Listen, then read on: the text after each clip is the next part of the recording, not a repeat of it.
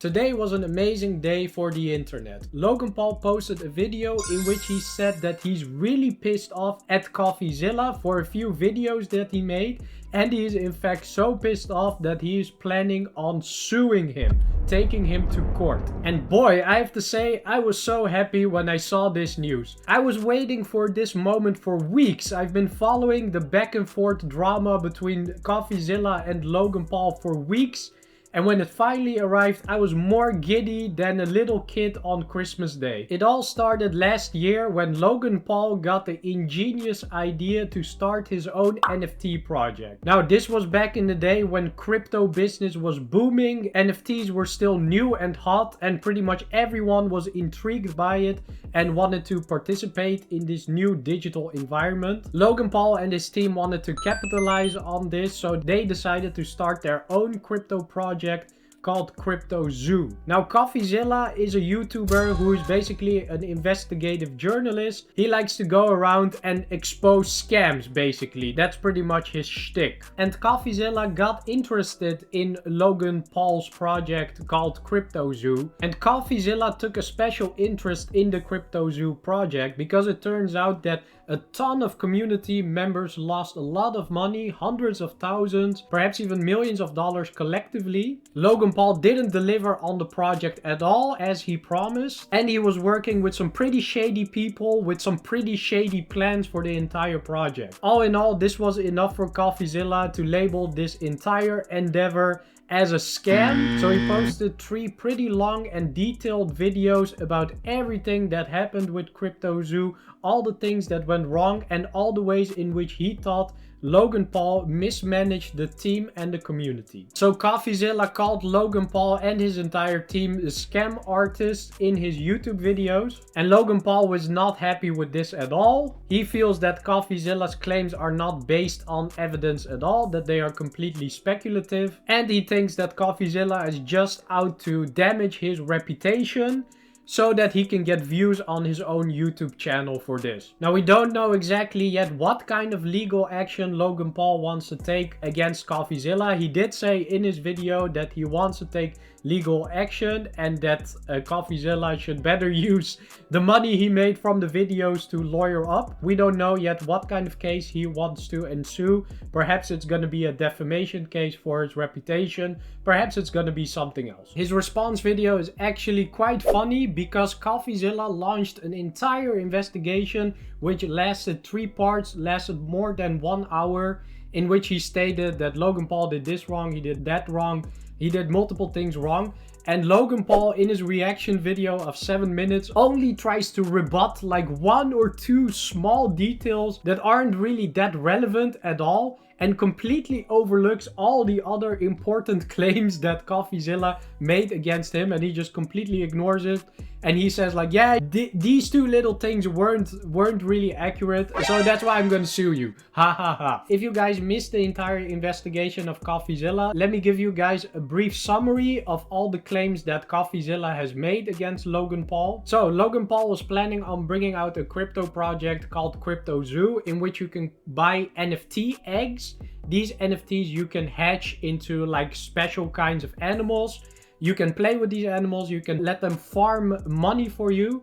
And in this way, if you're the owner of one of these NFTs, you can start earn passive income or even active income by playing the game. So that was the plan, and Logan Paul made numerous claims about the project to hype it up, which were just blatant lies. For example, he said that the artworks for these NFTs, you know, the artworks were amazing. They were handcrafted by artists that they hired or otherwise employed. You know, it cost a ton of money. But later on, when the images were actually visible, people found out that these were just Adobe stock images. So they were just taking stock images and they were reselling them as NFTs, as just digital pictures online. And that's where people paid hundreds of thousands, even millions of dollars for it. So this was just a blatant lie. This was untrue. Logan Paul did not reply to this at all. He was completely silent about this part in his video, in his response video. And furthermore, CryptoZilla noted that this entire playable game was not fully developed and delivered at any point. You did have points in time where the game was somewhat playable, but it was not stable at all,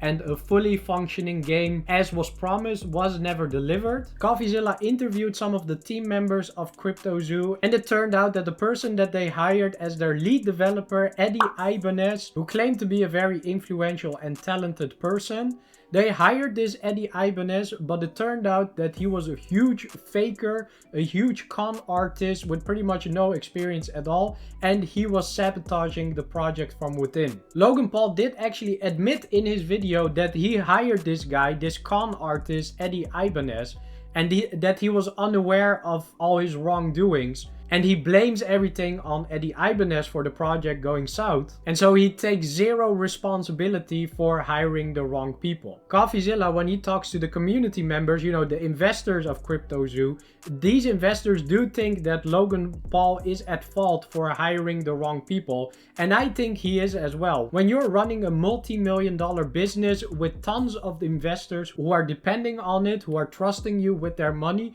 you better make damn sure that the people you hire are trustworthy. You better have a vetting procedure that is airtight. This just reminds me of Sam Bankman-Fried, who also mismanaged billions of dollars in his FTX scandal and who also tried to run away from his responsibilities. The funny thing is that in a leaked phone call of the manager of Logan Paul, who is also partially responsible for hiring these people, his manager actually found out in the phone call that one of Eddie Ibanez's backstories wasn't true at all. Eddie claimed that he won the Super Bowl for the Philadelphia Eagles and that he earned a Super Bowl ring for this. So the manager of Logan Paul found out in a phone call that his NFL story is not true, that he actually lied about this, and he decided to brush this off and not really pay attention to it because he thought that all the other stories that Eddie told were true. And the way he verified this is by basically asking Eddie's friends, who he also lied about but who believed him, that he asked his friends if the story was true. And of course, all those people who believed in Eddie's stories in the first place, they told the manager that it was true. And so the manager believed that Eddie was not a con artist at all, based on just some rumors that he heard from his friends. But he never really fact-checked at the places where Eddie worked to check if he actually worked there, if he actually worked for the NFL, if he actually did all the other amazing things that he claimed to have done in his lifetime. Unfortunately, they did not fact check that, and they could have found out, they could have nipped it in the bud that he was gonna sabotage things from within. Unfortunately, they didn't find out. Logan Paul thinks he's not to blame for this, but I think, and a lot of the community members, and I think CryptoZilla as well, think that this is Logan Paul's fault and he should have done something more to prevent this. And either way, after shit hits the fan and he realized that everything was going wrong, there were internal struggles from within, at least he should have let the community members know that things are rough, things are not going very well, and that perhaps they should pause their investments, they should pause with the game, perhaps wait until they get things sorted out. Logan Paul also never did this. He and his team members kept feeding the lies to the community members that everything was okay, things were going well, and that the community members should just put more and more money into the project, which is only gonna feed the pockets, the wallets of the team, and is gonna harm the community members. They never came out and said that, hey, perhaps we should pause this until more fortunate times will be ahead. So yeah, that's pretty much the cliff notes. That's pretty much the scoop of this story. I still don't understand why this isn't the nail in the coffin for Logan Paul's reputation.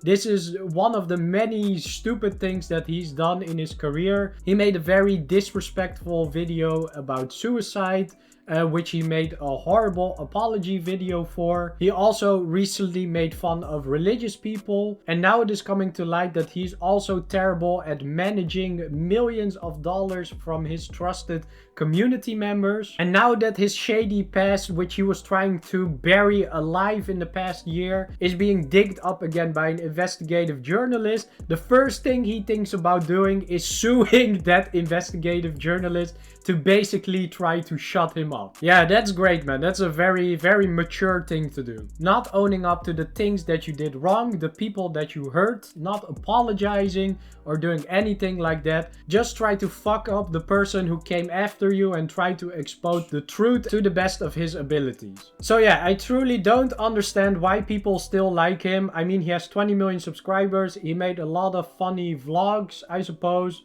But he's a terrible person. Like, it's pretty obvious right now that he's a terrible person. He only cares about himself. He only cares about money. He only cares about his own reputation. And he doesn't care about his community members at all. I hope that is clear now. Thanks for watching and see you in my next video. Later!